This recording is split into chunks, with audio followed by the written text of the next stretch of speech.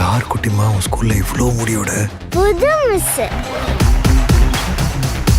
Daddy வரல?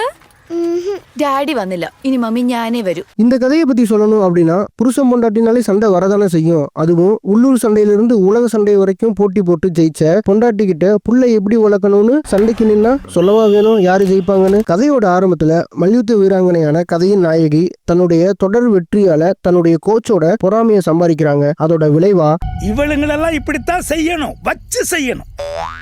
குடும்பத்தை அன்பாவும் பாசமாவும் பாத்துக்கிற கதையின் நாயகனுக்கு பொய்யான ஒரு தகவலை சொல்லி கதையின் நாயகி தோத்து போக கதையின் நாயகனே காரணமா மாற ஒன்னா இருந்த குடும்பம் ரெண்டாகுது. புருஷங்கன்னா ஒரு கெத்து இருக்கணும்டா, கெத்து இருக்கணும்டா.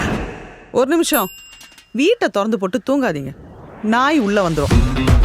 அந்த சூழ்நிலையில ரெண்டா இருக்கிற குடும்பம் ஒன்னா மாற அந்த குடும்பத்துல இருக்க குட்டி தேவதை எனக்கு அப்பா தான் வேணும்னு சொல்ல, அப்பா எனக்கு பொண்டாட்டி தான் வேணும்னு சொல்ல, பொண்டாட்டி எனக்கு புள்ளதான் வேணும்னு சொல்லி நடக்கிற குடும்ப சண்டை இறுதியில கோர்ட்டு வர போகி நீதிபதி பேச்சை விட குட்டி தேவதை பேச்சை கேட்டு இவர் ரெஸ்லர்னா என் மாப்பிள்ளை ரெஸ்லர் தாண்டி கட்டில சண்டை போட வேண்டியவங்க களத்துல சண்டைக்கு போறாங்க. 3 பேரா ஒன்னா இருந்த குடும்பம் ரெண்டாகி இறுதியில ஒன்னாச்சா இல்ல அஞ்சாச்சான்னு பல காமெடிகள் கலந்து கருத்து சொல்லி குடும்ப சண்டைக்கு 3வது ஆளை கூப்பிடாதீங்கன்னு சொல்ற இந்த கட்டா குஸ்தி ரவுண்டு 2 இப்போ திரையரங்குகளில் வெளிவந்திருக்கு. குடும்பத்தோட பாருங்க, மிஸ் பண்ணிடாதீங்க.